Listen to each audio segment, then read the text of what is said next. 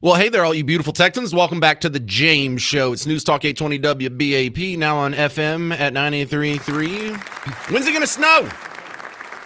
Yeah, we're going to talk about the weather quite a bit on today's show, but that's not the only thing we're talking about. There's still some pretty important headlines out there, and some of them are important, some of them are just funny, and some of the sound bites are just funny, but there's a tinge of importance to them where I wouldn't just do it on such a serious day like today. We may be getting the rare snow in North Texas, and oh my goodness, that is such a rare treat, but are things going to get bad? Let's ask Matt Bishop. He's my first guest from the National Weather Service.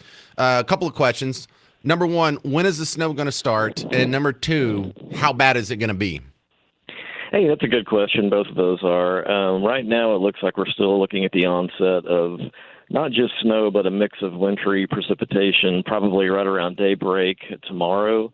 And we will get that messy mix of it looks like rain, freezing rain, sleet, and snow throughout the day, but it starts to transition to more totally snow during the late evening and overnight hours tomorrow night. So, yeah, the snow itself, just by itself, probably won't begin until late in the day, but that we will have some mixed in with the rest of that wintry mix during the day with, more of the heavier potential for just snow tomorrow night. So how long is it, when will it be gone? When will we have no more mix or snow or any more precipitation? Well, the snow that's occurring tomorrow night will gradually move east, and I think it will probably move out of the Metroplex and into East Texas probably by midday Friday, I believe. So, looks like even into Friday morning, we could still have some travel issues for those that need to get out and about. But I think by midday we should be okay. So, is this going to be one of those things where we see the snow, but it just hits the ground and goes away? In some places, that's possible, but we have been cold for the past week. So the latest I looked at, the surface temperatures, or the ground temperatures, I should say, are around 40 degrees. So they have cooled down to where I think that after a couple of hours of winter precipitation, that it will begin to stick and cause some issues. All right, and then Saturday, it should just all get blown out of the water. I see my phone's telling me the high on Saturday is 49 degrees. Yeah, in past months that seems chilly, but that seems kind of warm right now. So we should get well into the 40s by the weekend. And I noticed the timetable kept moving. At the beginning of the week, we were expecting it to get here on Friday, and then Tuesday we were told it might get here Thursday night, and now overnight, Wednesday into Thursday. Now we're hearing about the time we wake up tomorrow. Why do we get such a big change in just the last few days? I didn't hear much of a change in that personally. We've been pretty much messaging late Wednesday night and maybe starting Thursday morning for the past several days. So, I don't think we've really waffled that much. It might be just a variation in where you're getting your source, but I think that starting late tomorrow, early tomorrow morning, I think is when we'll see the best chance of the winter precipitation moving in, and then continuing through the day, and then eventually moving out on Friday. Yeah, maybe I'm just looking at too many sources there because I look online, I listen to Brad in the morning. We talked to someone from the National Weather Service yesterday. I can blame my phone though. That's where I get my immediate weather information a lot of times. So I'll blame the phone on that one. Matt Bishop, how rare is it for us to actually get snow? Because I hear people say, well, it snows almost every year, technically speaking. But how often do we really get it around here? Yeah, we've experienced some form of winter precipitation every single winter. It's happened since we've been taking climatological records. So it is rare to get it, but it does happen about once, maybe once or twice a winter, and it just varies in the intensity. It's rare to get heavy snow, but we do usually get at least some form of winter precipitation, whether it's freezing rain, freezing drizzle, sleet, or snow. On average, about once per winter, sometimes twice. Would you rather it be 20 degrees outside or 100 degrees, Matt? That's a good question. I think that depends on whether I have air conditioning available, but probably I think I deal with the 100 degrees better. Amen, brother. All right. That's Matt Bishop, National Weather Service. Thanks for keeping us updated on the weather. Sure thing. Take care. All right. Man, I wore 2 coats today. That's what a big baby I am. All right. So something else you need to know about with the snow, severe weather. Schools are going to be closing. We already have a bunch that are announcing that they're closing. Some say, okay, we're going to close on Thursday. Some have already said we're closing Thursday and Friday. It's like, hold up, people. We haven't even had one flake fall out of the sky yet. And you guys are already canceling multiple days of school. You know, they are so quick to do this. I have a real problem with this. This has gotten out of hand. We cancel school at the drop of a hat. We've canceled school because, oh, it's going to rain really hard tomorrow. Really? Rain? Not even frozen rain, just regular rain?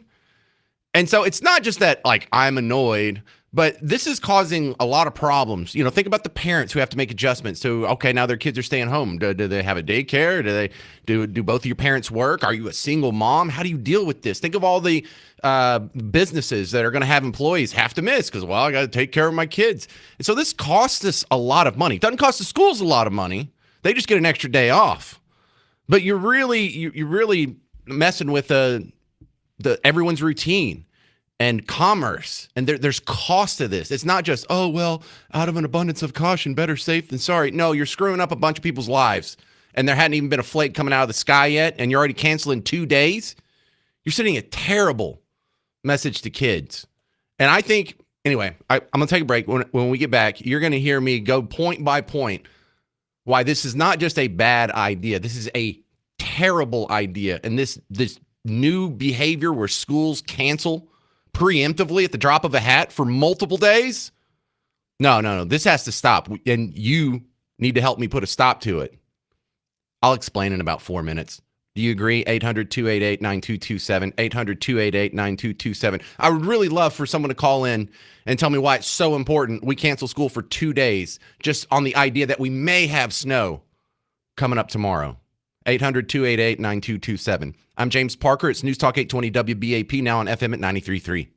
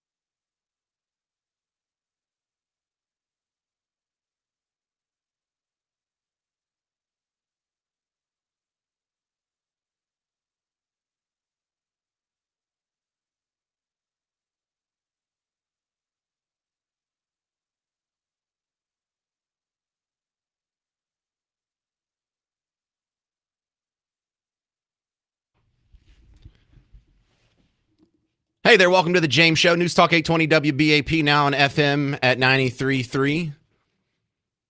School administrators, I'm talking to you. People on school boards, trustees, superintendents, talking to you. But all of this applies to the people who vote you in office. You get to choose your school board. You get a say-so in your school district. How about we keep this in mind next time we're choosing the people who are going to run our schools? I can go on WFAA.com right now, and they're already compiling the list of schools who have announced closures because it might snow starting at 6 a.m. tomorrow. And we're not expecting a blizzard. We're not expecting 6 feet of accumulation. This isn't going to be a polar vortex. This isn't going to be anything great. Just some snow is going to fall out of the sky, maybe for 24 hours or so, and it'll all be gone by Saturday. But we already have tons of schools closing. Blue Ridge closed Thursday. Commerce closed Thursday and Friday. Farmersville closed Thursday. Greenville Thursday and Friday. Palo Pinto, Sulphur Springs, Terrell, Weatherford College, Texas Wesleyan University, Wiley ISD closed Thursday and Friday. You don't even know if there's going to be one flake that lands on the ground and sticks tomorrow or Friday. You've already canceled it. This is not the way you do it. This is a bad thing. This is a bad public policy. Because let me put this in context. I've talked about this on the James Show plenty of times. As it stands right now, your public schools in Texas only do 21 full weeks of instruction for students. You understand that? You understand? 21 weeks. There's 52 weeks a year. So more than half of the weeks, they don't even put in their full 40 hours. So every time we take another day off, you're just adding to this. And listen, if we already have it down to just 21 weeks, the actual school calendar is 41 weeks because there's like 11 weeks for summer. We already have it down to 21 weeks. We should be incredibly protective about losing any more days. And some great context that I hope you haven't forgotten, allow me to remind you. One thing we learned from COVID is that teachers' unions and school administration love to cancel classes. Not, we're doing this out of abundance of caution, or we'd really like to go to school, it's just too dangerous. No, they love to cancel classes. They love to make children jump through hoops. They love to make the families, the moms and dads, grandmas, all jump through hoops and obstacles and abusive rules, no matter how much it impedes their learning. You learned, you saw with your own eyes that their onus, their prime directive is not the better education of your kids. You should be hyper suspicious about these people going forward. James, why is that such a big deal? Because of what you saw it with your own eyes. Their primary concern isn't children, their health, or their education. Some of it just seems like they just don't want to work, or they want to get paid for not working, or they just do things for the money. Whatever the impetus is, it's not your children. But also, I look at my kids, and this sends a terrible message to the kids about how unimportant education is. School is a clown show compared to how our parents and grandparents ran things. And I say that because that's who was in charge when you and I were in school, and they didn't do this. Granted, you're probably about my age, so we're the ones in charge. Why are we doing this to our kids? Why are we telling our kids that education isn't important? Now, I realize with our mouths, we are saying the words. We are telling kids education is so important, but our actions don't tell that. Our kids aren't completely brain dead stupid. They see where adults put their education on the priority list, and it's so low, it's embarrassing. These kids already went through COVID, so they know education is something that just gets trashed at the first sign of the sniffles. Their education is something that was trashed for a disease with a 99.97% survivability rate for kids that age.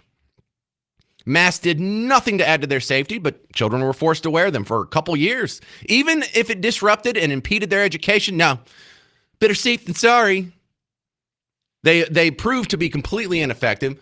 You can maybe say, well, we didn't know that at the time. No, but you defaulted into the side of abuse rather than education, didn't you?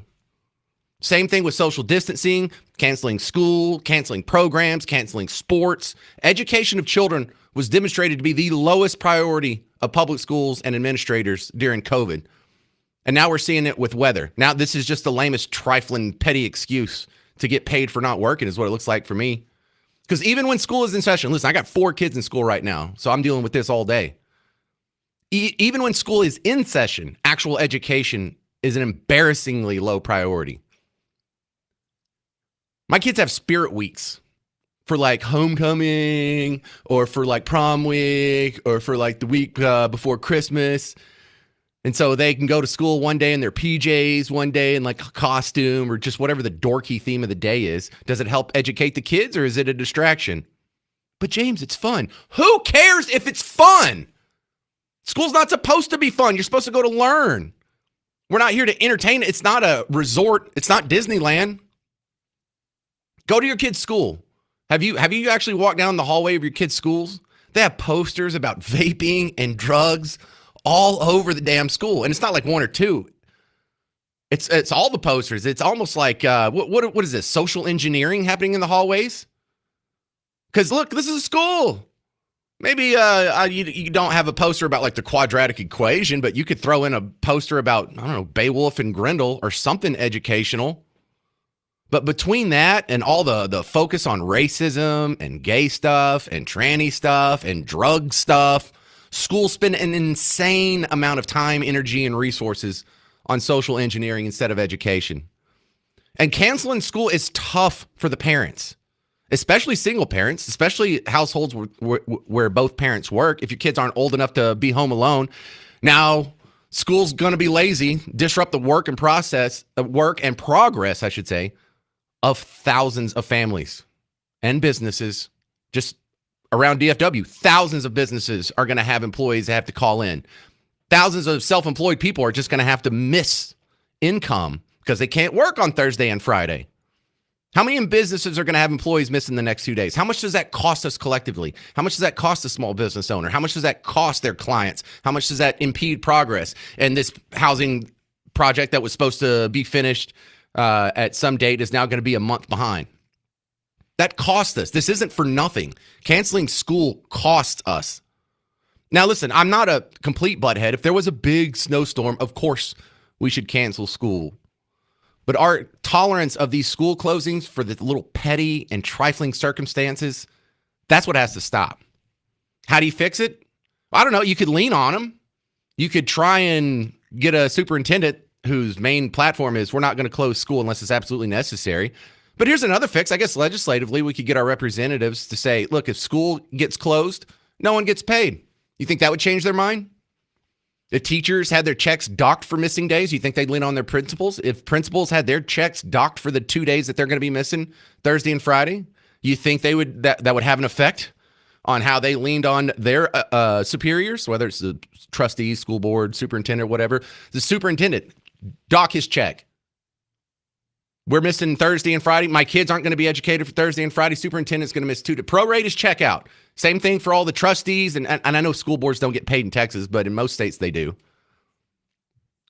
This whole garbage where we preemptively cancel school for 2 days before we even know if it's going to snow, if it's going to stick, much less how much, this should not be tolerated.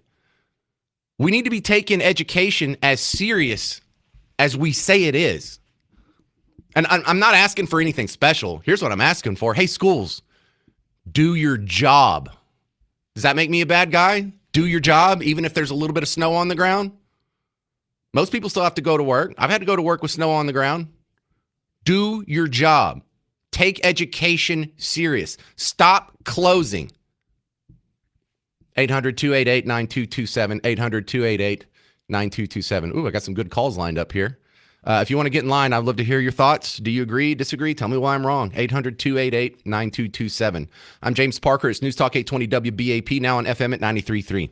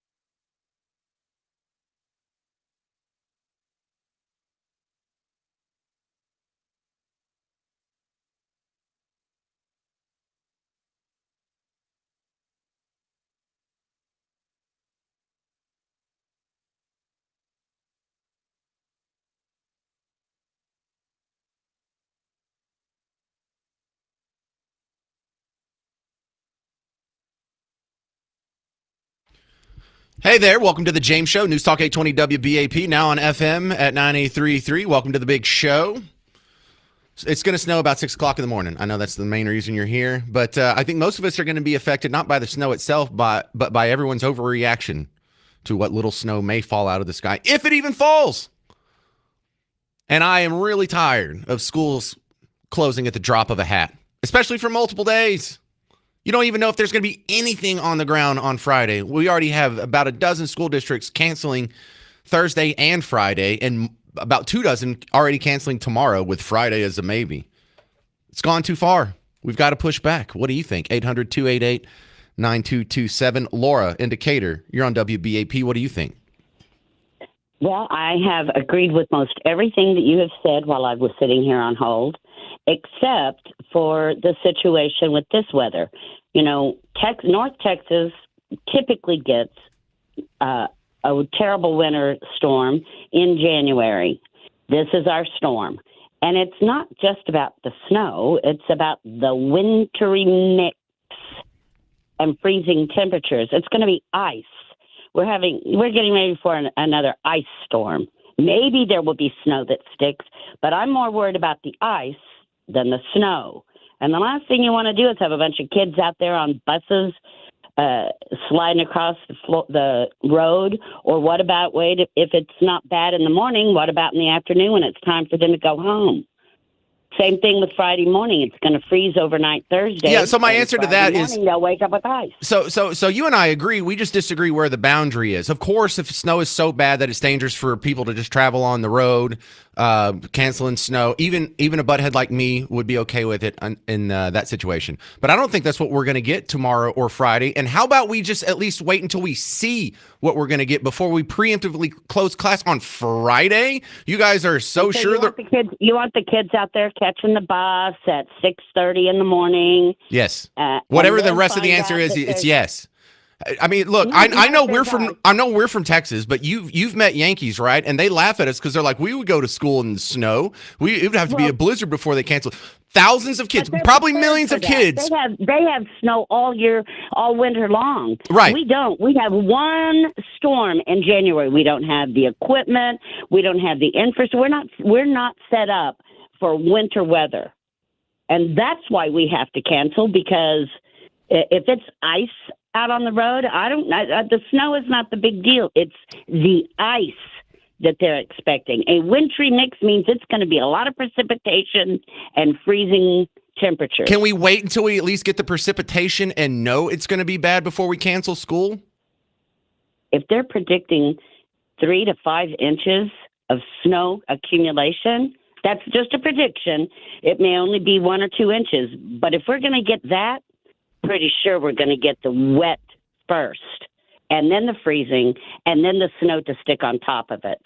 How about if driving becomes so treacherous that we can't do it, then we cancel school. But we don't do it 48 hours in advance before you even know. This isn't going to be a bad storm. This is going to be ice falling out of the sky, and that's rare for us. But this does not reach my metric for what requires a school closure, Laura. And thank you very much for calling in. You bet. Carrie and Justin, you're next up on the James Show. What do you think? Hi, James. I got to agree with your first caller because it's all about the buses. And I taught school for 22 years, and I was an administrator for a little while. And that's what we base it on. And it's better to give parents a heads up, like, hey, you got to work out something with your kids before you just decide to go on the fly. Look, I'm sorry to interrupt. I just want to get in a lot of calls. I lived in Northwest Oklahoma for just 1 year, a little town called Woodward. We had snow on the ground for almost 3 straight months. You know what they did? They went to school pretty much every damn day. Now, if there was overnight snow where there was literally 6 inches of accumulation, which only happened like maybe 3 times, they would cancel classes, or here's something else they would do. They would just delay classes until 9 o'clock. And you know what the special provisions they had to keep their buses from sliding around all over the road? What? No. Nothing. But they just drove the damn buses in cold weather. We don't have to do this. Life is not going to fall apart if we go to school in 1 inch of snow. Yeah, but listen, all districts get those 2 to 3 days, that they can tack on in The June, snow days? Yeah. Yeah. So they're not going to take this risk. They're going to go better. Well, listen, if that was it, if it really just was 1 or 2 days, you wouldn't be getting this level of angst out of me. But they canceled earlier this year twice because it was going to rain hard.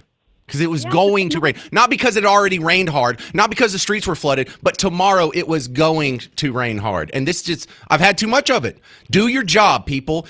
We're only asking you to work 21 full work weeks a year. And if you can't tough it out through a half inch of snow, then we'll find somebody who will. I didn't say it was right, but I understand who they're dealing with, what streets they have, what mobile home parks they have to travel to in and out of. And if they're going to get that many students, it's worth turning on the heat and all that mess when they know that those kids are going to wink, wink, show up in June to stay for a few minutes and then get credit for the absence. That's what it is. Well, listen, you don't have to be so nice with me when you disagree. You can call me bad words and stuff. All right. Thank you, Carrie. James in Dallas. No, wait, I'm James in Dallas. Another James in Dallas? I'm James in Dallas also. Yes. There's more than one? Yeah, well, there's several. Oh, okay. I have a twin somewhere or another. Anyway, hey, listen, I do agree with you that they do this too much, but they are built into the schedule. I worked for DISD for 27 years, and I was a single parent from 1993 till my kids graduated. So I dealt with this almost every year. And yes, it seems like it has progressively gotten worse, but I'm going to tell you something. It's all about the safety of the kids. Now, you're a weatherman. No, we know better than that from COVID. Wait. Let me. Well, okay. No, that COVID had nothing to do with it. But listen, your weatherman, while I was on hold, he used the term treacherous weather is coming. Okay? Where did you get your weather degree from? Because he's saying it's going to be treacherous, and you're saying it's not going to happen at all. I didn't say it's not going to happen at all. I'm saying we don't know how bad it's going to be. Treacherous conditions are possible, but you've heard the weathermen say treacherous conditions are happening tomorrow, and the conditions weren't treacherous. You've heard the weathermen say. I understand that too, but here's the other thing. I hate it that they went two days ahead, but listen, and you know how hard it is when they do that at 6 o'clock in the morning, and you've got to make arrangements for your kid that morning, and then you've got to go to school and work anyway. Because I was that person in the building that was keeping the pipes from freezing, keeping the heat going all night on the freezing nights. I did that from '93 on. That's what I did until I left. Well, I appreciate your call, and your background certainly adds some nice context. That was welcome to the conversation. Thank you, other James in Dallas. If you want to jump in on this, 800-288-9227, 800-288-9227. I think some of you guys are ascribing good intentions here that don't belong. Oh, it's all about the safety of the kids. No, it's not. That's not what schools are all about. Hell no. My God, between trying to cut their junk off or sleep with them or put a mask on them for 2 years, that was totally unnecessary. Give them an untested vaccine. No, the safety of your kids is probably right above education at the bottom of the list. 800-288-9227. I'm James Parker. It's News Talk 820 WBAP, now on FM at 93.3.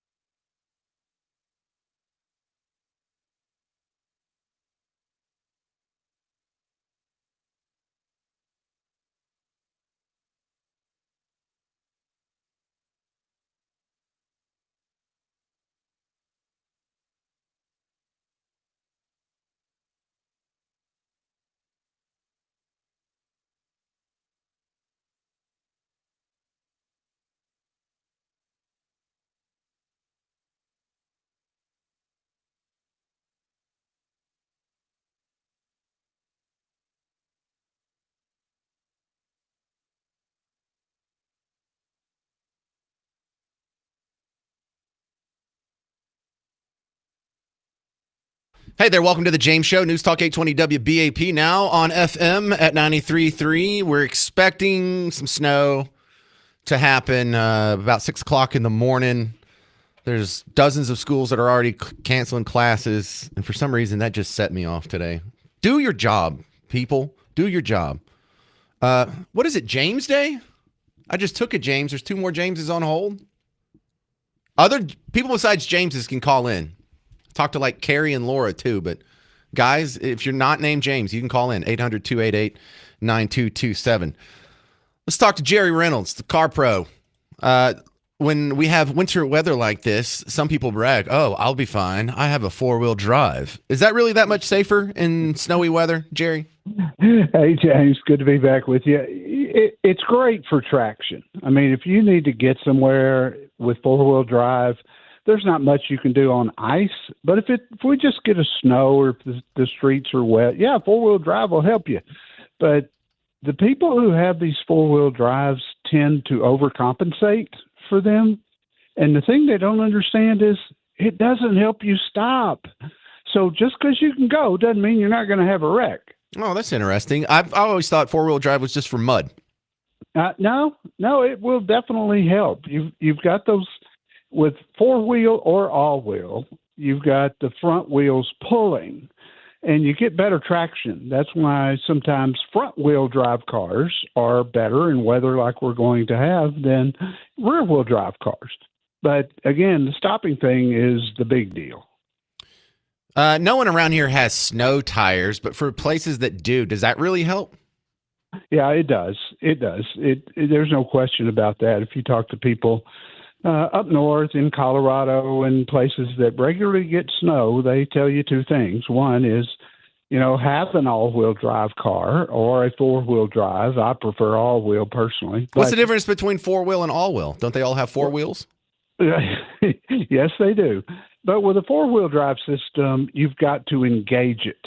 With an all-wheel drive system, it does everything for you. So if it sneaks up on you like black ice or something, and one of those wheels feel any slippage, it will shoot power immediately to the opposite wheel.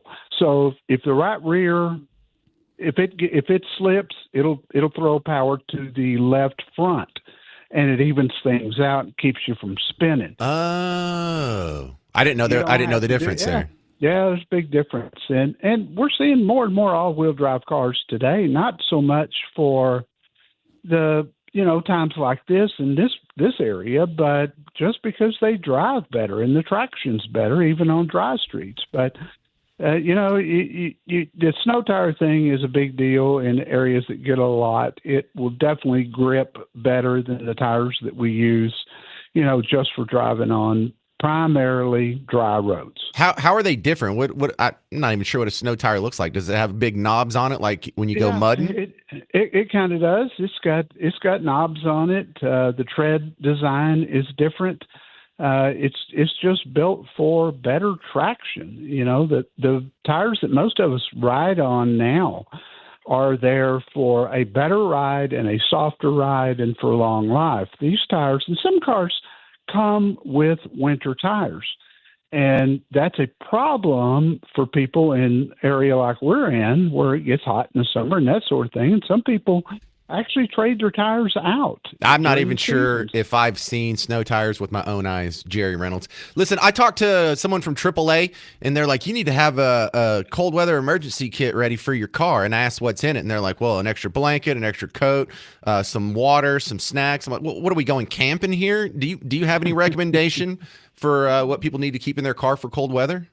All those things are good if you were to find yourself in a position where you slid off the road or whatever. I'm more interested in having cell phone access. So if the weather's bad, I wouldn't get in my car unless I knew my cell phone was charged. And that's a big deal. And the other thing that we see a lot this time of year is people sliding into curbs and things and bending their wheel and blowing out a tire. If you haven't checked that spare tire in a while, you need to check it before you venture out in bad weather in case you do need that spare tire. A lot of people find out too late that it's flat. Oh, yeah, and I feel so sorry for those people. My wife used to have a minivan where the spare tire was under the car, and man, if you had to do that in snow, that would be just absolutely awful. Jerry Reynolds, where do they find your work outside of the James Show? Go to carpro.com and tune in Saturday mornings 9 to 11 on WBAP. Thank you very much, Jerry Reynolds, the Car Pro. Coming up next, you're going to hear from the National Weather Service, the latest updates on the forecast, and I have some people with some pretty hot opinions on the schools closing already before the first flake even falls. A lot of these schools are already canceling Thursday and Friday. How do you know? 800-288-9227. I'm James Parker. It's News Talk 820 WBAP, now on FM at 93.3.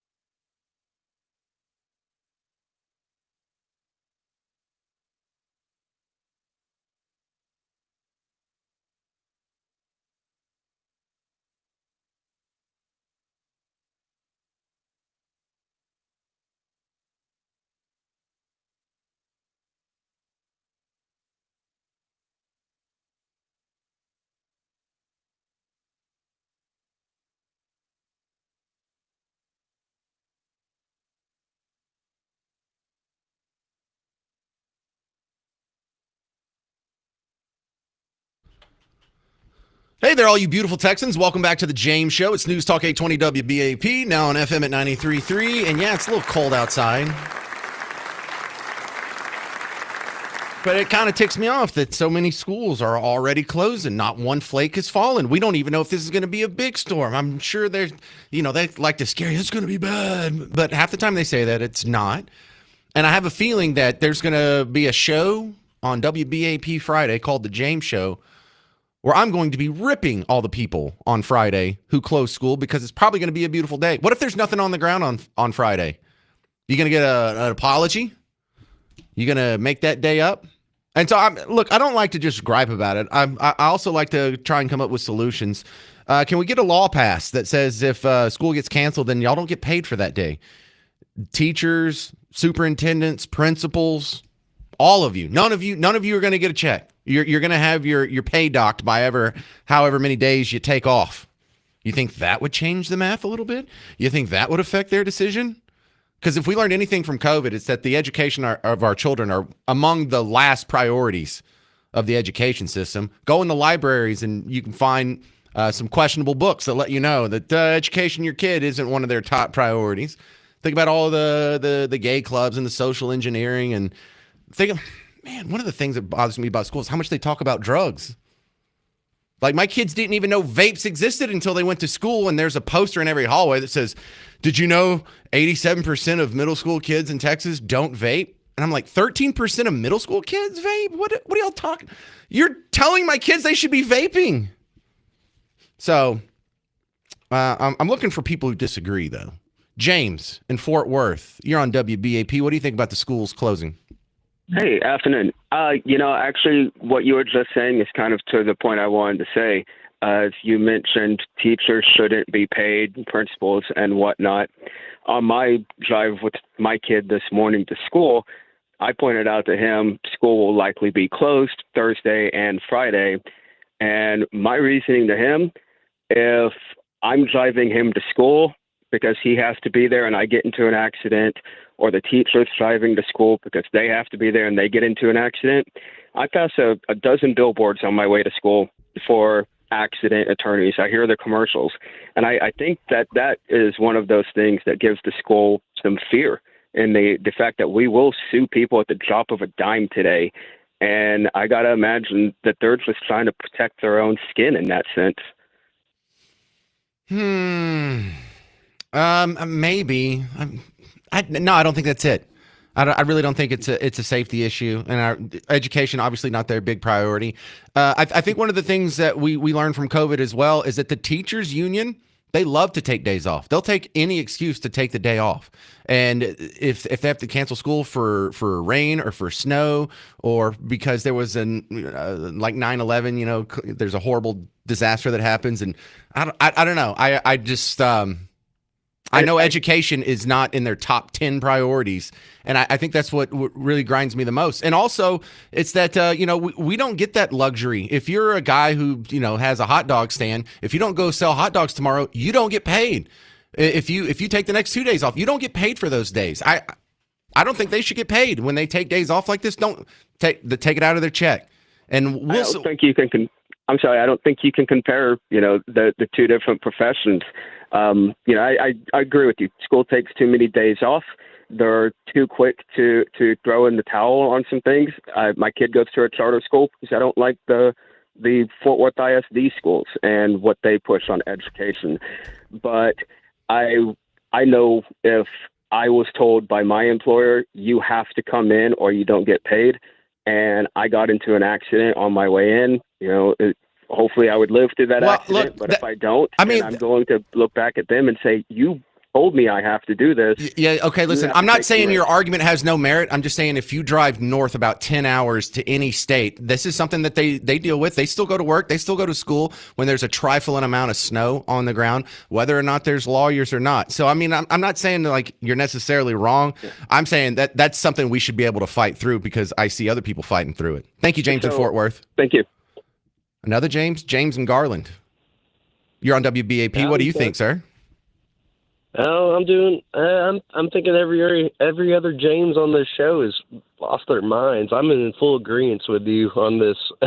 I think these kids are missing too much school every time I turn around. My daughter isn't in school. It's either for her staff development day or hey, it is going to rain a little hard. I just think it's crazy. I don't agree with it. I mean, back when I was a kid, we had to go to school. We had to stay up early in the morning. I mean, get up early in the morning just to see if we were canceled on the TV, on the news. It's ridiculous. Yeah, Get in the car, really, drive safe. you can feel the bad messaging to children because people will always say, "Do you think education is important?" Oh yeah, I think education is important. Do you act like education is important? Because like when I grew up on a farm, and I knew the animals were very important. I knew the horses, the cows, the chickens, all that were very important because even if it was snowing, my dad would just put on some extra layers and he would make sure that they had water and they had food and they were well taken care of. We didn't just throw in the towel because, oh, it's uncomfortable outside or, oh, there's a little bit of ice. And so when we treat school like something that you can just, cancel at the drop of a hat, then it's on the importance list somewhere between your latest Netflix binge and fast food. And it goes back to what Casey was talking about this morning with the school districts wanting to use AI. I mean, who are we paying at this point? Like, where are our tax dollars actually going? You know what? I heard some of that. I'm actually I think I could be talked into AI teachers because number one, they won't be trying to sleep with our kids. Number one, they're probably less likely to want to teach them. How do you say this on the radio? Butt stuff. There's there's a lot of questionable stuff. And plus, I don't want teachers teaching my kid that socialism is better than capitalism. It's not even the social stuff, even the educational stuff. I see a lot of them getting wrong. But let's not get off on another topic. Thank you, other James. Is that Jaime? Do we have the Spanish James? We have all the English Jameses and now a Spanish James. Fine. Jaime, Rowlett, you're next up on the James Show. Apparently it is the James Show today. Yeah, can you hear me? Yeah, you're the fourth James in a row, though, so make it good. Yeah, real quick. It's a little bit different take. I kind of agree with you with the school, leaving just about any time it rains or snow or sleets. However, I just left my company that I worked for 36 years, and they canceled work for Thursday and Friday. What do you think about that? Well, that's fine. They're probably going to have to eat the cost themselves. They're not going to make the same amount of money. The people that made that decision are going to be the people who bear the negative consequences of that decision, not my children. Okay. All right. Yeah, they're going to let us work Saturday and Sunday, though. Oh, what a gift. So we can make up the time and even double time on Sunday. You know what? Jaime, I'm glad you called in because if the schools were doing that, who is that? Like Blue Mound or whatever? You people that canceled Thursday and Friday. How about y'all come into work Saturday and Sunday? Oh, you don't want to? Like Jaime's doing? Oh, I guess you don't really care about educating our kids. You just wanted a day off, didn't you? And not you, Jaime, I'm talking. Great call. Thank you. Hey, thanks for listening. Thank you very much. All right. I do have some non-James callers on hold that we'll be getting to next. I want to hear some more disagreements, though. Somebody convince me why it's so important we have to close school on Thursday and Friday before the first snowflake falls. 800-288-9227. 800-288-9227. I'm James Parker. It's News Talk 820 WBAP, now on FM at 93.3.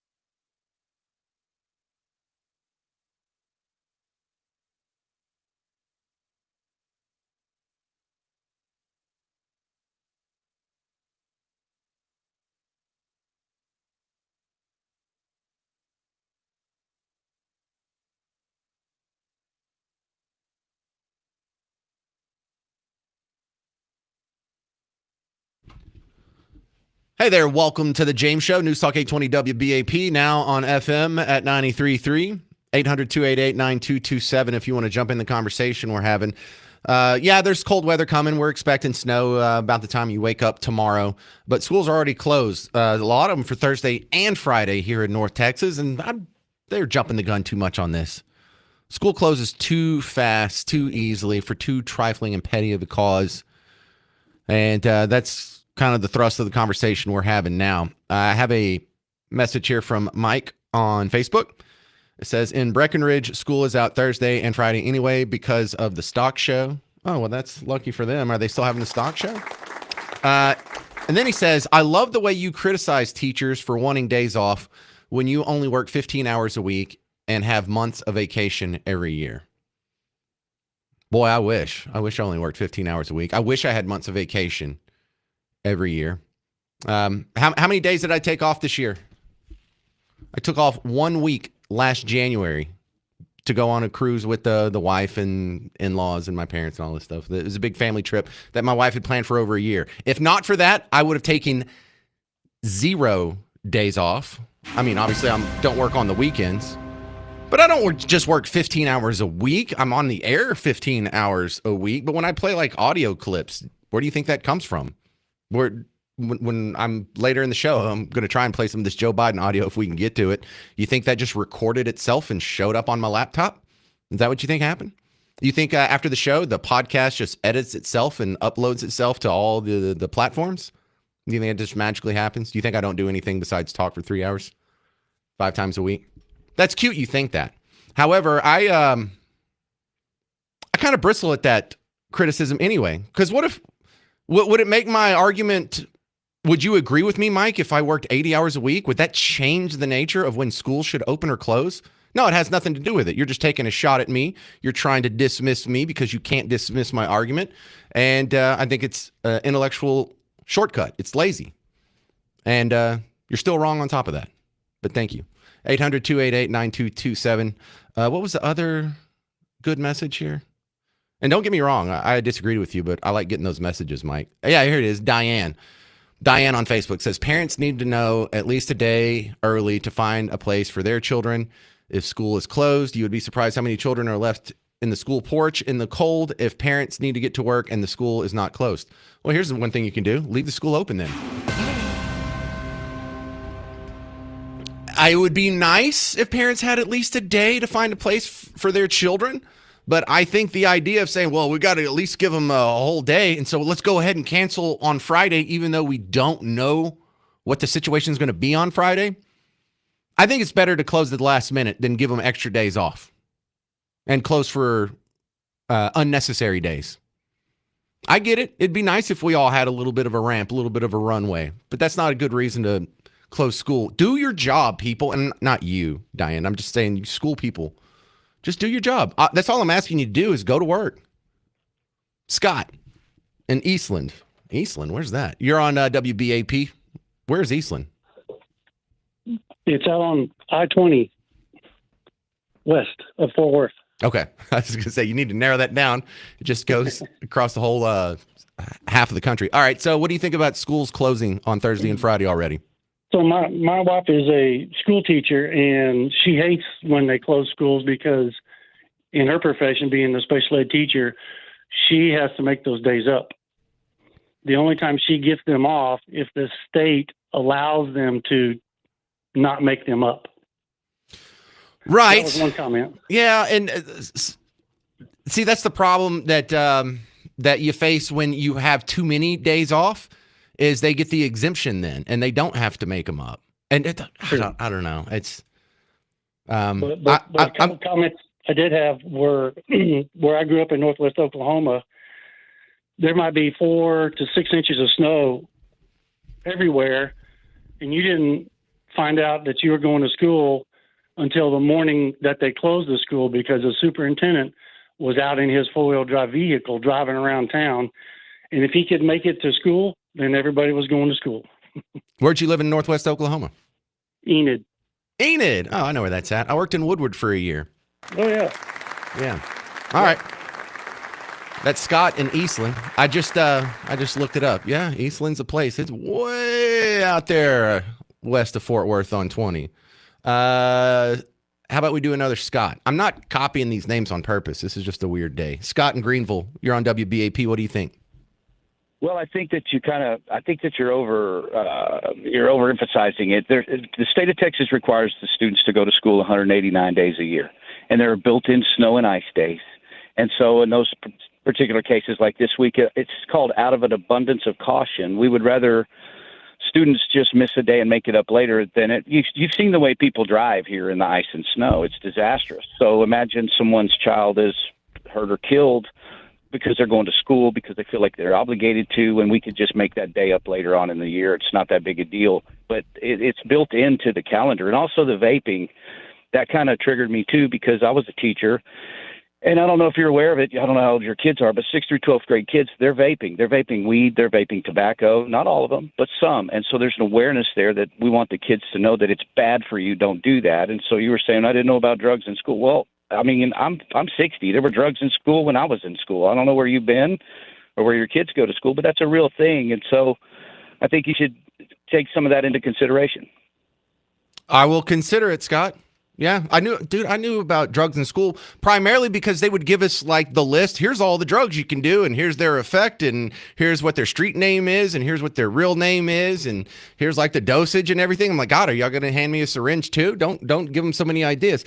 No, but Scott, it's sort of the Streisand effect on the drug posters here because my kids kind of come home with the idea like, should I be vaping? I didn't know all the cool kids were vaping. I didn't know that was even an option. What's a vape, Dad?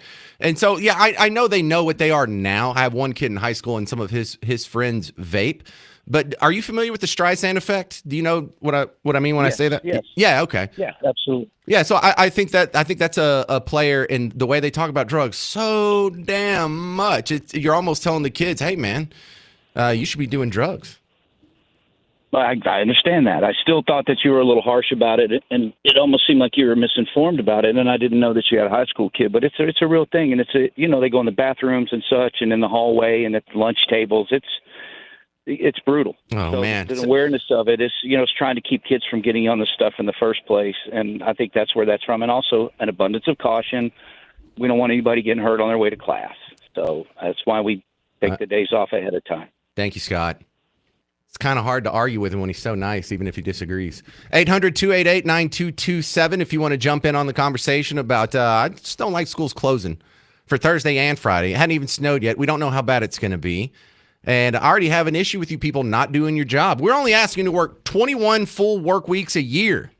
Shouldn't you be a little more sturdy about taking on a little bit of cold weather? 800-288-9227. I'm James Parker. It's News Talk 820 WBAP, now on FM at 93.3. Sports fans, Prize Picks app has you covered through the playoffs while your regular old sorry fantasy sports league ends at the end of the regular season. Prize Picks keeps going all the way through the big game. Of course, even if football's not your thing, we are knee-deep in basketball and hockey, and they even do college football. There's a big game coming up this weekend, Longhorns fans. Do you think Quinn Ewers is going to get more than 238 yards? Pick more or less, get a lineup of 2 to 6 guys.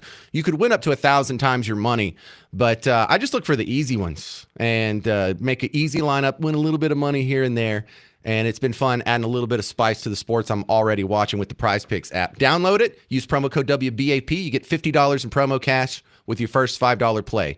And plus, they know that WBAP can move some apps, and I get to keep this job. So download the Prize Picks app. Use promo code WBAP for $50 with your first $5 play. Prize Picks. Run your game.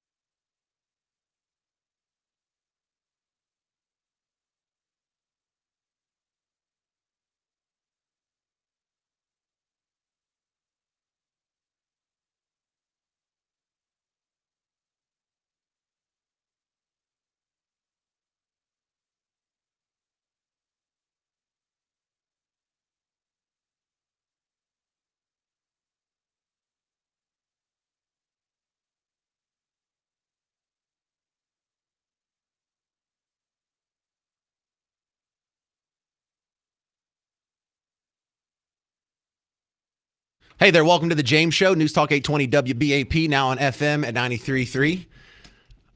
I think I'm just getting madder as the show goes along. I refreshed my page over here, WFAA.com, the news partner to the WBAP newsroom over here. So check them out if you want to see the list I'm looking at. It has the school closings, well, schools and colleges in North Texas. And when I hit refresh, it just got a lot longer. And I think a lot of these ISDs have added Friday, like Dallas ISD. They already announced closed Thursday and Friday. HEB. Not the grocery store, but Hearst Euless Bedford ISD. Just closed tomorrow. Highland Park, just closed tomorrow. Irving, Thursday and Friday. Lancaster, Thursday and Friday. Rockwall, Thursday and Friday. You don't even know what Friday's going to look like. Why are y'all jumping off of school so quick? They are so quick to close school for the lightest and most trifling of causes. Don't tell me, well, we'll make the days up or whatever. Sometimes you do. Sometimes you don't. Let's ask David in Fort Worth. If you want to be after David, 800-288-9227. Yeah. David, go ahead. All righty. I am a retired school teacher, and I was just looking at a school schedule. They have 3 flex days built in for bad weather days. So if the kids were in school and never missed a day, they would have those 3 holidays off in April and May. Because if they're let out now, they lose 2 of their holidays in April and May. All schools are required to build in days into their schedule. Fort Worth ISD made their school days longer to allow for it. They have to have 75,600. Fort Worth ISD has 78,000 minutes of instruction per day or per year. So schools have a way of making the hours up. Right, but how does that account for the bad message you're sending kids that education's not important? It's not something you should fight for? That is not the case. I've taught who cancels school, by the way. You're bad-mouthing the teachers and principals and counselors. Who's the one that cancels the school day? Superintendent. Yes, so start blaming them, not the teachers. I taught 32 years in math, biology, and driver's ed. I still teach driver's ed now that I'm retired. But, we don't determine that. We had school one day when there was a half inch of friggin' ice on the highway. It took me 45 minutes to make a 12-minute drive. We got to school. I had less than 10% of our students came that day to school. Out of 1,200 kids, we had 103 show up. Cool. Cancel school on that day. Don't cancel school on Friday when it's Wednesday and we don't even know if there's going to be anything on the ground. I'm not saying never close school. I'm not saying it doesn't matter how treacherous conditions are, we never close school. And I'm not saying there's never a good reason to do it. I'm saying you don't know about Friday. So the idea that you would cancel it 48 hours in advance when you don't even know if it's going to be bad betrays the real thought process that education really isn't that important. It's not something you fight for or you go through or you overcome obstacles for. In fact, if there's the slightest obstacle put in front of your feet, then you can just cancel school. Oh, yeah, out of an abundance of caution. It may snow tomorrow, so we're going to be off on Friday too. It may rain hard tomorrow, so we're going to go ahead and cancel school. That's something that happens now.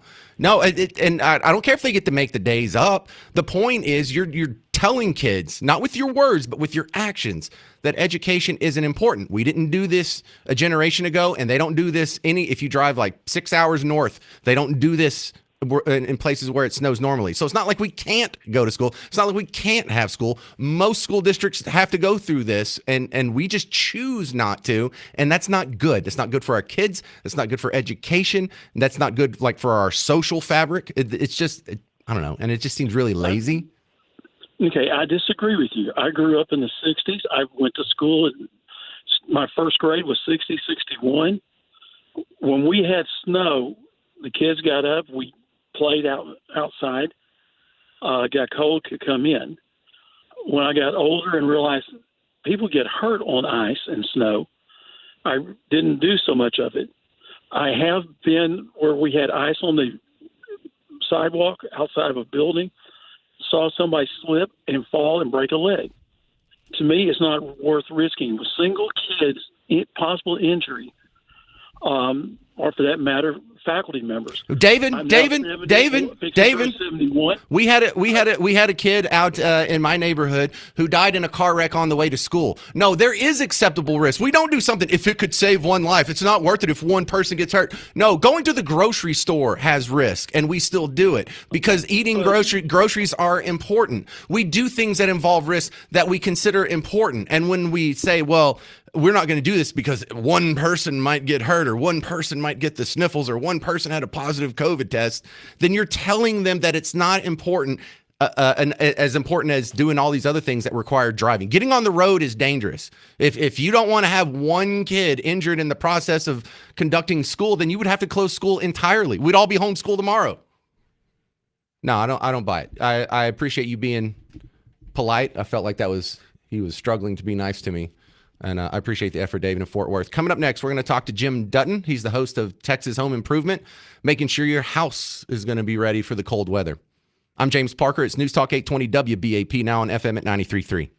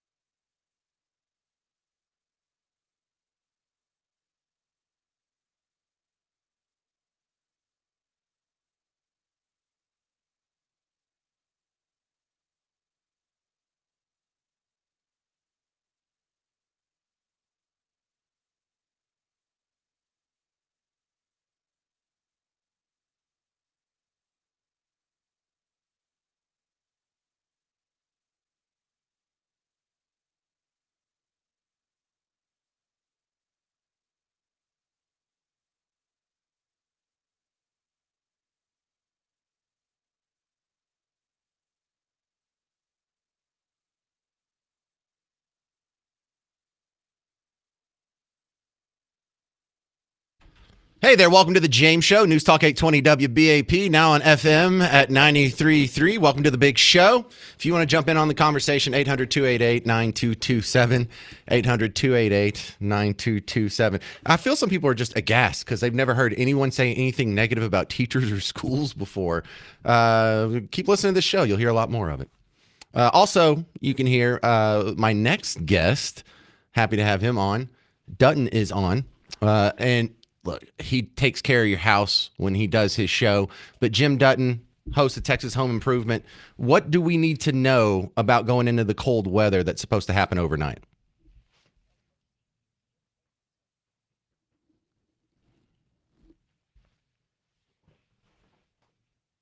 Really? Why does everyone do it? Guilty. I heard that I think once when I was like 8 years old, and so okay, we drip the faucets when it gets cold.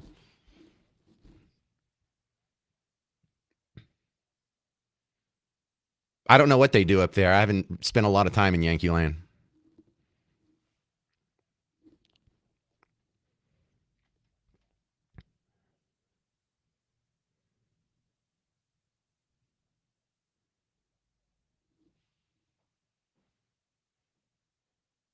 Oh, yeah, I didn't even think about that. I haven't had a pool in adulthood, Jim Dutton, so I haven't had to think about a lot of things. I just have the old normal house. The really only things I do is I unscrew the water hose and I put that little styrofoam cup over my my water spout, and that's really the extent of my cold weather prep. What am I missing?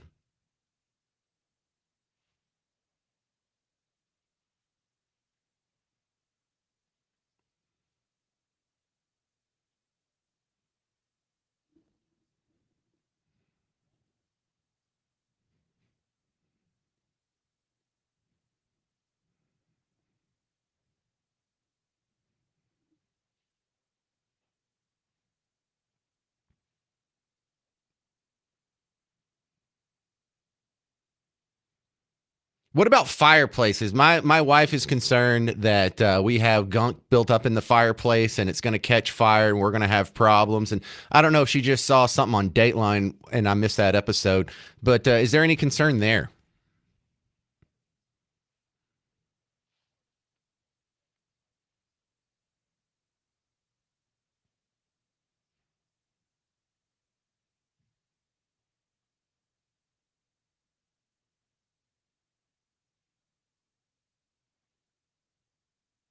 What about those chimney cleaning logs? I burnt one of those a couple days ago, and I figured if we do have what little soot up there, maybe this will help. Does it help?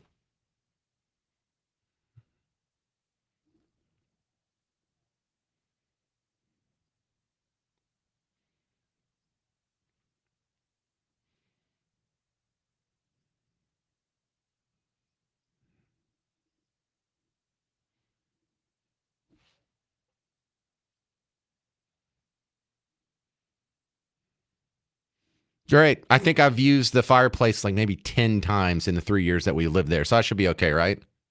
All right. Is anything else I'm missing here in getting ready for the cold weather? I mean, I didn't even think about people with pools because I don't have one, but there's a whole lot of water and probably freezing issues with that. Anything else you do for pools?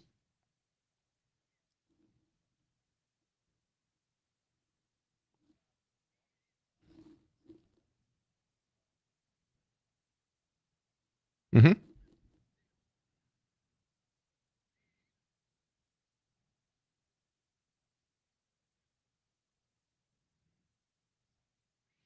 Okay. Jim Dutton, Texas Home Improvement. Where do they find your work outside of the James Show?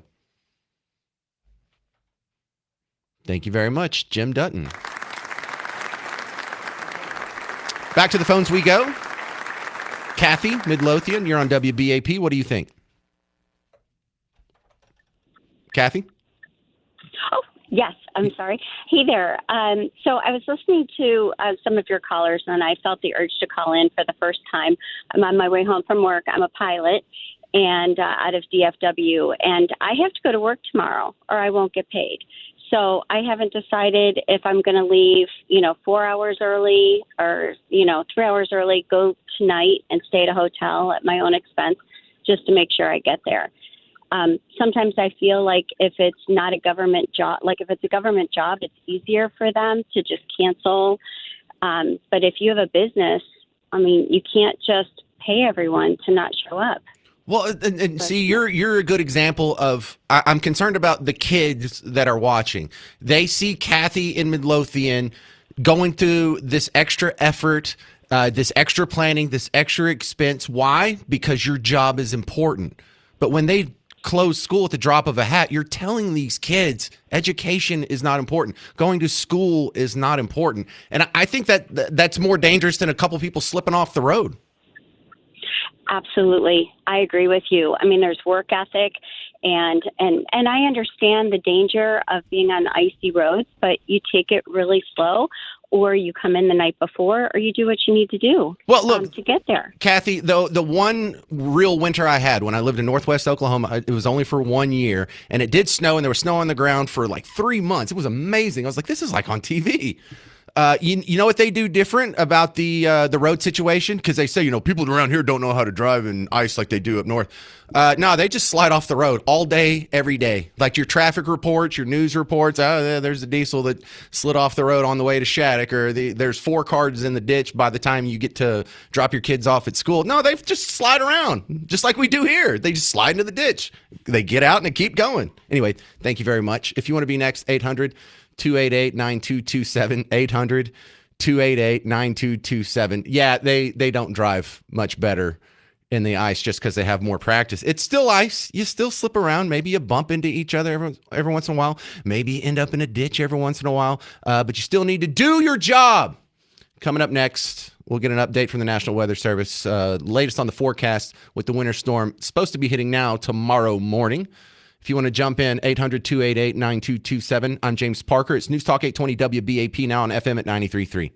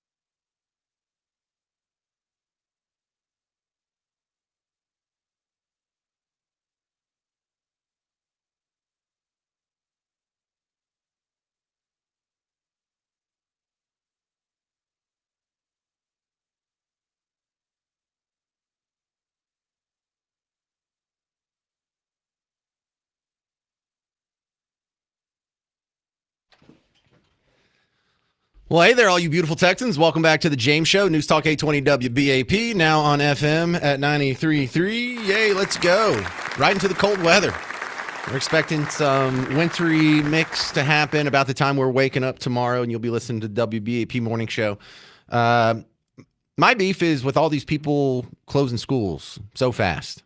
Your thoughts? 800-288-9227. In the first hour, I did a great rundown of all my little bullet points. I'd made notes last night and then added to them this morning. If you didn't get to hear that and you're confused, like, why do you feel so strongly about this, Parker? Go listen to the podcast. As soon as the show's over, I'm going to go home. I'll put it up, and you can check out the rundown with all the bullet points. But to do the quick summary, as it stands now, public schools only do 21 full weeks of instruction for students. We need to stop dipping into that. 21 weeks? Y'all need to be a little more stout about taking days off. But also, it sends a terrible message to kids about how unimportant education really is. If you close it on Friday and we don't even know if there's going to be anything on the ground on Friday. We don't know if there's going to be one problem on Friday. You can say there's an abundance of caution, but if you can do abundance of caution all the way into where you never go to school any day whatsoever. There's never going to be a risk-free day to go to school. If you drive to school, you're risking someone dying or being hurt or getting sued or getting in a wreck or whatever. So it's just a terrible message we're sending to kids. And it's not just about tomorrow and Friday. It's about in the fall when your kids had to take a day off school because it rained really hard. And so they just canceled school on Friday. It's also, we're still in the wake of COVID, where they would close class for, hey, there was someone on your campus that had a positive test yesterday. Now, they're not allowed to come to school, but no one's allowed to come to school. So that's the super short summary here. But I'm getting some criticism that I feel like they didn't hear that first hour. So maybe you didn't either. Marion says over here on Facebook, teachers do not make decisions to close schools or the curriculum, you moron. School calendars have built-in snow days, and if they exceed those, they have makeup days later in the year. Plus, some parents need advance notice to get childcare for their young children. If the parents are required to go to work in bad conditions, think about someone beside yourself. Okay. I addressed all these on the show earlier, so she just didn't hear. The makeup days, sometimes they do have makeup days and snow days built into the calendar, but if they go too far out of it, they get exemptions sometimes. We see that they don't always make it up, but even if they do make it up, the point is you're telling kids it's not important. You're telling kids it's not something you fight for. You're telling kids, well, man, I don't know. I might get my shoes wet. It's raining too hard. We better not go to school. No, education is important, even if there's dangerous conditions. That's how important it is. That's how important it is that you read books, that you learn math, that you learn history. Not, well, it might snow tomorrow, so we're going to take tomorrow and Friday off. That's beyond it. Let's see. You need to get advance notice for your young children. That was something we addressed earlier. For all the places up north that actually have to cancel school when it's too bad to physically go from point A to point B, they get canceled at the last minute and people adjust. Also, when we were kids, we got canceled at the last minute and our parents adjusted. Also, I think it's more important that parents have to scramble at the last minute to find accommodations for their kids rather than taking extra unnecessary days off. I understand that that's not a good thing. I'm saying the opposite is worse. So, but thank you for listening, Marion. I really encourage you to go back and listen to that first hour of the show whenever I get it put up. And then Max, the very next comment on Facebook after Marion says, James, love the show. Concerning snow days, I agree with you. We used to have something called a 2-hour or 3-hour delayed opening. Call for that over a full on Friday closure. I think he had a typo there, but we got the point. Yeah. How about just delay school? How about wait until we see if there's like one flake on the ground before we cancel Friday? How about do your job? You know, part of the reason this is a problem is because they're a prepaid government monopoly. They're not missing a check. There's no negative consequences to them.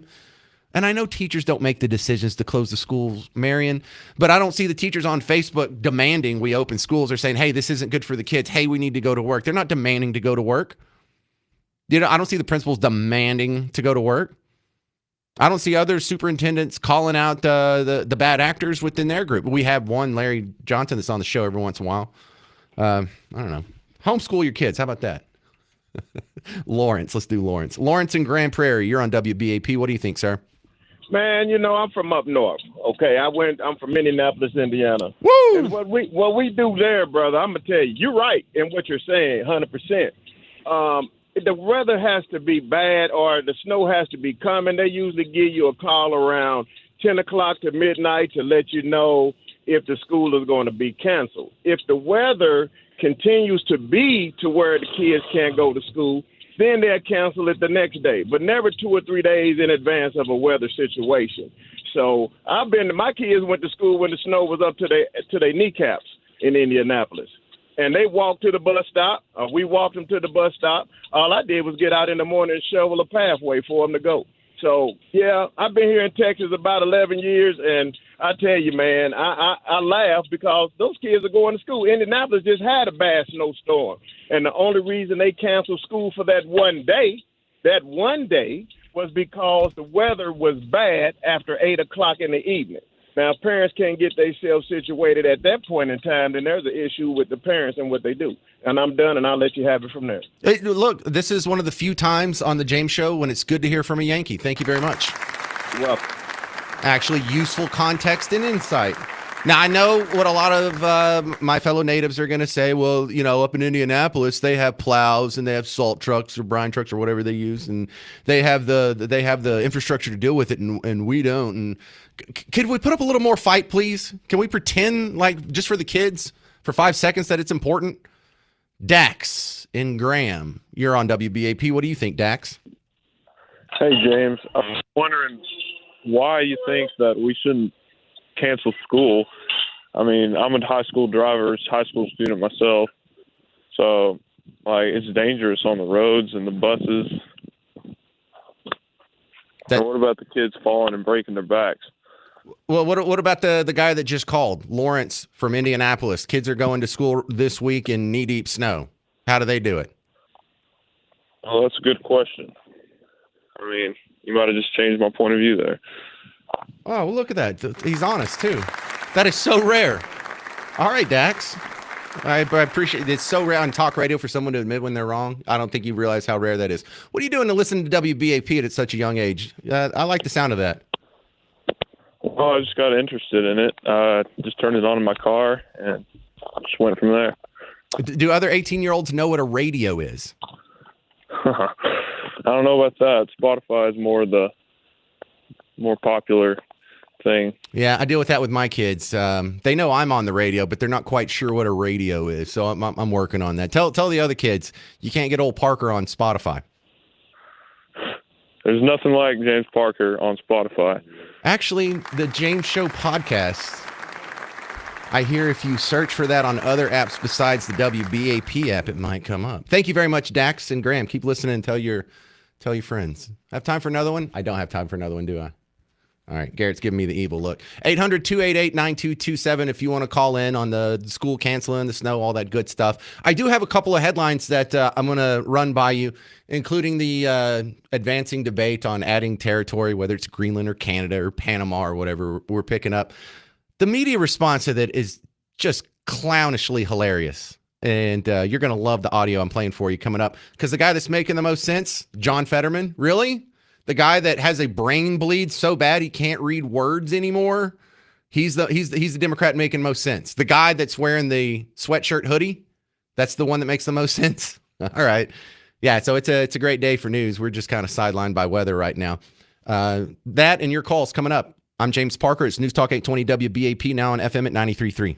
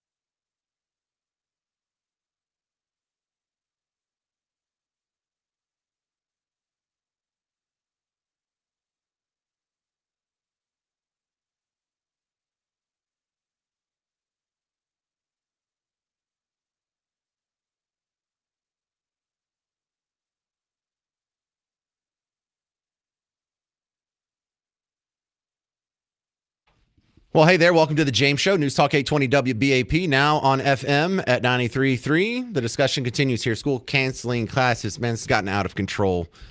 I realize, someone might get hurt if we have school on that day. Well, someone might get hurt any day we have school. We talk about it's all about the safety of the children. Really? So someone might slip and twist an ankle or hurt their back or whatever. Meanwhile, you get to school, you go to cheerleading practice, and they just chuck Tina 20 feet in the air to do 2 flips, and then some little girls are going to catch her. That's a level of acceptable danger for our kids, but driving on snowy roads isn't.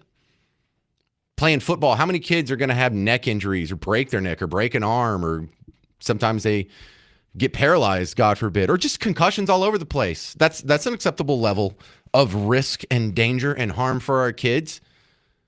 Is football more important than math? Is football more important than reading English and learning your history?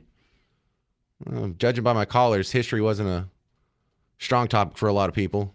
And I don't mean you people on the whole. I mean from previous shows. Obviously, you people are all geniuses. 800-288-9227, 800-288-9227. Just making all kinds of friends today, aren't I? Right? Just made good friends with the bicycle community earlier this week. Still hearing about that. Don in Louisville, you're on the James Show. What do you think? James, I totally agree with you. One thing I want to look at is what's the temperature been the last 3 nights? Like dip down in the 20s? Yes, and now tomorrow it's supposed to be 33 and above. And what temperature does freezing occur? Oh, I don't know. They canceled school that day because it might have rained the following day. So I missed that one. Yeah, I'm kind of the same way. It's not even going to be below freezing for the next 2 days, but yet we're closing school for accumulations of snow. Well, look, I have the forecast I have on my phone overnight tonight says 29, and for Friday it says 30. So for a brief few hours, it may be a temperature a degree or 2 below freezing. But yeah, that is the light and trifling causes by which we cancel school in 2025, and I think it's just too low. That bar is too low. We have to raise it. Even as a parent with kids in school, I totally agree. I mean, I'd rather wait till it's actually something going on to actually cancel, so my kids learn to the point you've been making that school is important and education is important, and we don't just stop and not go because. All right, Don, it's no fun when you agree with me. I got to find someone to argue with. All right. Okay, man. Thank you, sir. Lewis in Fort Worth, you're on WBAP. What do you think? Well, we've got a hodgepodge of people moving down here from up north that drive in snow and such, but they get 2 and 3 feet of snow at a time. We get ice. Can we get snow? Okay. What's your point? And, well, my wife went out and walked on ice and fractured her tailbone.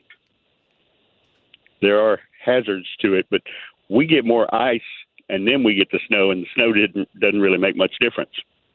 Right. So where does that put you on closing schools tomorrow and Friday? It depends on just whether or not it actually gets that bad. But if the ice is still exposed, it is a danger. Agreed. I don't care about the snow. Okay. I guess I pretty much agree with that. Yeah. Let's try Brian in Mesquite. You're on WBAP. What do you think? Well, if you want somebody to argue with, well, that's me. You got your name. All right. Brian in This is Mesquite. Brian, just like the stuff that Brian they put on the street. Mm-hmm. Now, I don't know how y'all do it up there in Honeysuckle or Fudgesicle or wherever you're from. Bug Tussle. Bug Tussle, there you go. All right. Well, out here in Dallas in the city, it can sprinkle. These people just don't know how to drive. It'd take you an hour to go 10 minutes.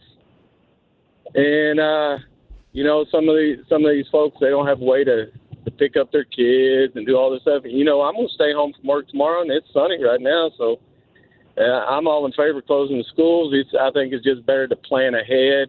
And, we learned during COVID that they can just do their work on the computer, or them teachers can send them some homework home with them today.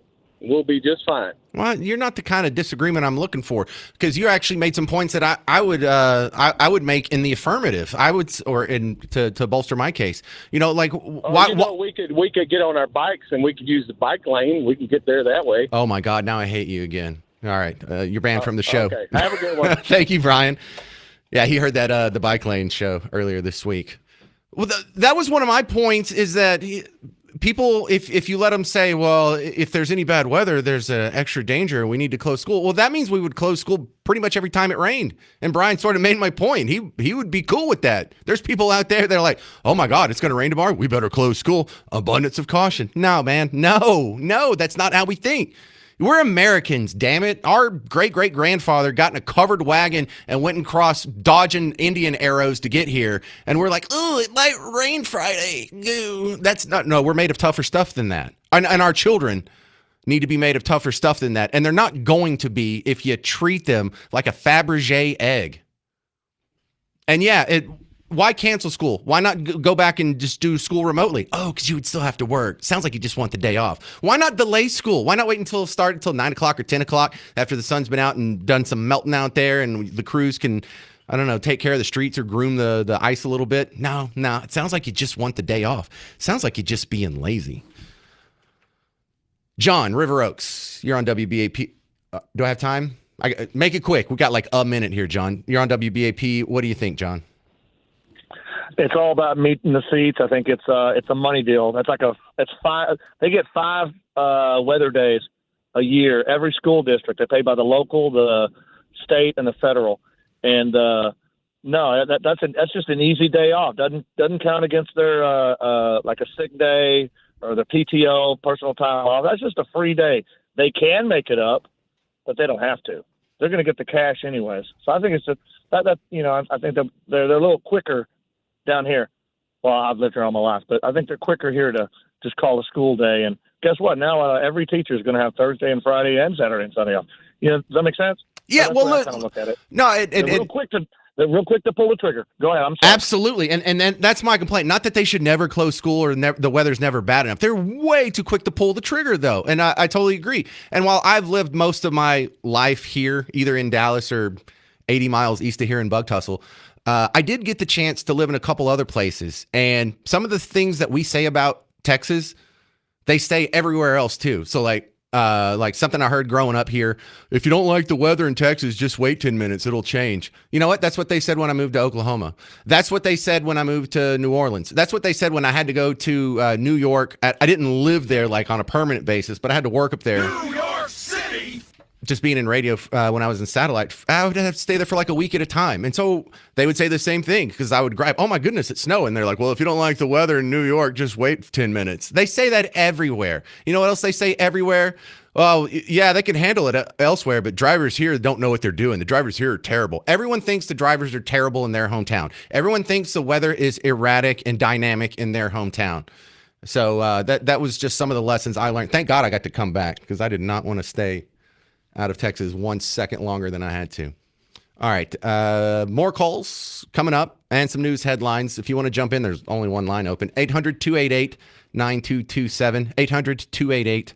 800-288-9227. I'm James Parker. It's News Talk 820 WBAP, now on FM at 93.3.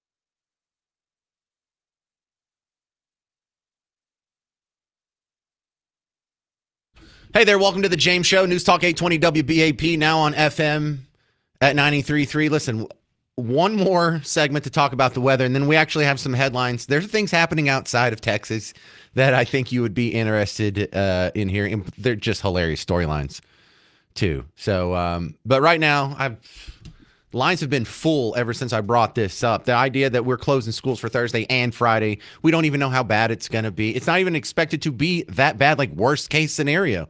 And when you put this into context, it's not about today, tomorrow, and Friday. It's this whole hair trigger canceling of schools that has happened. And it's not how things were conducted when you and I were kids. This is something new. And it's our fault. We're the ones in charge now. I imagine you're around my age. I'm in my late 40s. So people plus or minus 10 years from me are the people making these decisions. What are we doing? Why are we doing this? Why do we cancel school so easily, so quickly these days? That is wrong. It's not good for the kids. It's not good for education. 800-288-9227. Let's ask Steve in the Colony. You're on WBAP. What do you think, Steve? Well, first of all, I don't disagree. I think we're closing too early, but you keep asking why, and I can tell you why. School funding's based on average daily attendance, and if they open those doors tomorrow and only half the kids show up, they're going to lose their shorts. Is it average daily attendance? I thought it was like per head per day you get a stipend. That is correct. So if half of those kids don't show up tomorrow, they're only going to get half that stipend amount, and we're already running in deficit budgets all across the state. Oh, I get it. I'm sorry. Yeah. That was on me. I was a little slow on the pickup there. So when they do the snow days and they do the makeup days, they get higher attendance, therefore more money, or really just the same amount of money they would have got had there not been a weather event. They're maintaining funding. Makes sense. That is correct. Most districts are in the upper 90 percentiles in their attendance. If it all of a sudden dropped to 50 for 2 days in a row, boy, they're losing a ton. And in a deficit budget, they can't afford it. Some of the other things you might want to consider. You know what? My wife was a daycare provider for years and years and years, and she's retired already. But she's already had 10 phone calls for the next 2 days. People looking for daycare that are going to have to go to work tomorrow, and it gives those parents an opportunity to try to find some place to put the kids instead of having to ditch and stay home with the kids. So, hey, there's just one more point I'd like to make. It's kind of bothers me. I've listened to you for the last hour. You keep saying, boy, we're telling those kids that education is not important. Right. I kind of look at it exactly the opposite way. I think we're telling those kids that they are so important that we are just not willing to run the risk with them. But well, then we would never put them in a car. We would never take them to the grocery store if they're so important. Well, they can't have. What? We wouldn't have cheerleaders flipping in the air. We wouldn't have football players breaking their necks. I agree, but the cheerleaders are trained. The football players are wearing the correct cervical collars and helmets. You know, we take all the precautions that we can. And this is a precaution that we can take that isn't going to hurt anybody and helps everybody all the way around. But granted, it is aggravating when we're making that call 2 days in advance. See, I don't think this does help everybody. I think there's thousands of businesses that are going to be missing employees tomorrow because parents have to scramble and maybe take care of the kids themselves. There's lost productivity. There's money. If they do have to come out of pocket and get a daycare, that's money that they were going to spend at other businesses, or money that they were going to invest, or money they were going to use to pay off their own student loans, or all these other things. I don't disagree, but I'll tell you what, you have one child injured tomorrow, and there's not enough money in the whole world to save that school district. So, how do you say that? How do you say that when kids get hurt every day at school? Just one more fender bender, and that's what's going to collapse the system? I mean, we having kids that are breaking their legs. We have cheerleaders that are ripping their Achilles tendon off. We have, dude, the point of childhood isn't to remove everything that's dangerous. That's not a good way to raise kids. You're going to raise a whole generation of slaves. Brad in Arlington, you're on WBAP. What do you think? Hey, thanks for taking my call. I'm a teacher, but I'm also from Oklahoma, where canceling school was a lot more, difficult. I wouldn't say difficult, but they have a lot more Did we lose him? I'm sorry. No, your phone broke up for a second. Go ahead. Am I okay? I think you are now. Okay. That last caller made some good points, but one point that is just the bottom line nowadays is that school districts are worried about being sued. And so they're going to take every precaution in the book. And I'm a coach, and I know that when I played sports, you didn't hear about things about being games being postponed or stopped because of lightning and stuff like that. You just took the chance. Well, school districts aren't taking those chances anymore. And if there's something that happens, if a school bus goes off the road and children are injured because they decided to go ahead and go with school, they're going to get sued. And so that's a big thing that these people, that the leaders take into account is like, they know they're entrusted with the. How do we have any school district in a place like Indiana where it snows tons every year? They don't all get sued out of existence? How do they do it? Let's just do whatever they do. Whatever their playbook is. They have a lot better equipment and a lot more prepared than Dallas, Texas is. Dallas does not have Disagree. I lived in Northwest Oklahoma for 1 year, and I got to see. You know what they did special with their school buses for snow days in Woodward ISD? Nothing. They did nothing special. No, we don't need some special infrastructure or tires or equipment, and that's why it's okay for them to take risks with kids in Indiana, but not in Dallas. That doesn't hold water. And guys, I'm so sorry all of you had to stay on hold for no reason, but I got to close this up. There's a few headlines we're going to get to next, and things that are important besides the cold weather in your school and whatnot, as important as that is. Just a couple things from the news you got to get caught up on, and we're going to have some fun with it too. Hey, the idea of territorial expansion for every country would be considered a good thing, right? Well, there's a lot of people who say if America territorially expands, that's a very dumb idea. How could that be a bad thing? How? Getting Greenland would be bad? How? Explain to me how that would harm the country if we expanded our territory. Anyway, we'll talk about that next. I'm James Parker. It's News Talk 820 WBAP, now on FM at 93.3.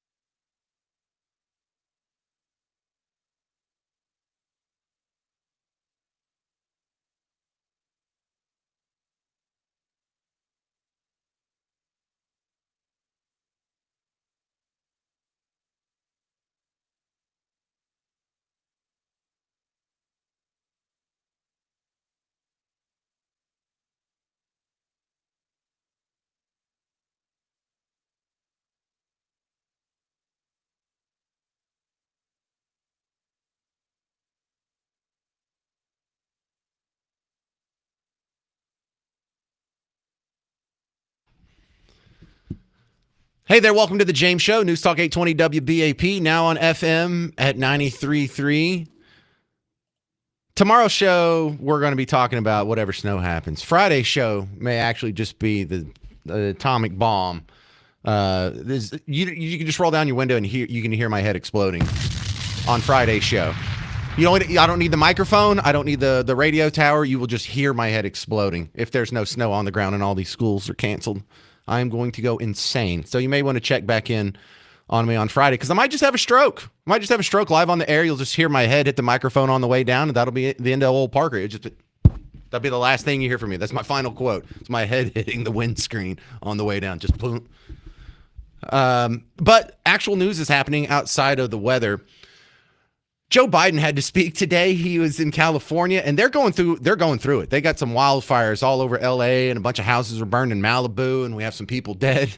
And so he does this like little press availability, standing next to Gavin Newsom and some dude I don't recognize, mayor of Palisades or something. And Gavin Newsom was talking to the reporters, and they don't have a podium and a microphone, so he's just talking at a distance, and you can hear him okay. But he's saying, you know what? The second we had problems, Joe Biden was down here. We didn't even have to ask him to come. He was already on his way. The first sign that Americans were in trouble. He was a man of action. And then it's his turn to talk, and you can barely hear him. And he's like, "Yeah, I was coming down here anyway because I'm having a great grandchild. My first great grandkid's being born, so I'm a great grandfather now. Isn't that great?" And just totally undercut him. But it's not just funny that Gavin Newsom was telling the lie. Hey, he came down here because there's people burning alive. And he's like, "No, I'm coming down here to see my baby. There's just a coincidence. There's a fire. So I wanted to stop by here out of convenience." So he totally undercut that. But I want you can't see him, but you can hear him. And you can probably hear what I'm about to describe to you. He's gone. Like he is barely standing up. And he's alive, obviously, but there's nothing going on behind his eyes. It's like looking at the animatronic shark from Jaws. You know how there's like it's a robot eye, not real. It's like you're getting a press conference from one of the robots at Showbiz Pizza Place. You know, they had the robots that did the band. Like there's no real expression there. Like his eyebrows are moving, but there's no thought process going on. I just want you to hear a little bit of it because it even sounds like that. Just listen to how weak his voice is. Granted, he's standing about 6 feet away from the guy filming him, but you could hear Gavin Newsom just fine and whoever that other dude was.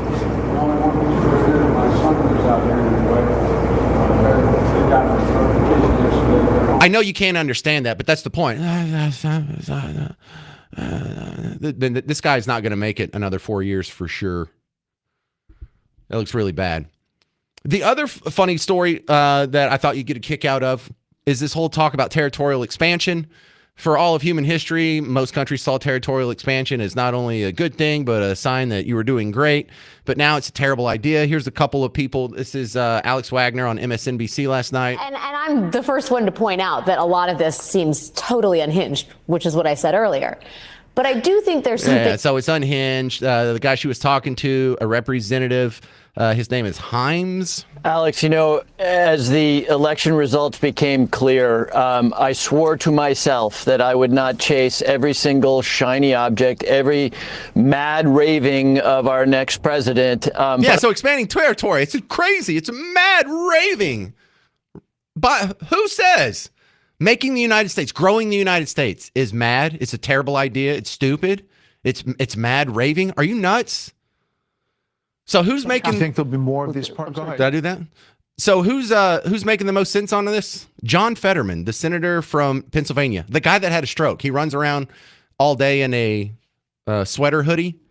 He's the only one that's making any sense on this. He's a Democrat that's actually saying, no, territorial expansion is generally seen as a good thing for every society and every country throughout 10,000 years of recorded human civilization. Territorial expansion was considered a good thing. You think there'll be more of these parts? Go ahead. Can I talk about like there's a lot of talk about Greenland, for example. Now, and I know there's a lot of freakouts, and of course I would never support taking it by force. But I do think it's a responsible conversation if they were open to acquiring it and whether just buying it outright. I mean, if anyone think that's bonkers, it's like, well, Well, remember the Louisiana Purchase? Oh, I think Alaska was a great deal too. $50 million, I think it was. It was referred to as Seward's Folly, and now that was Alaska now. So I mean, look, he's got historical references. He's actually supporting his points with like actual data and facts and history.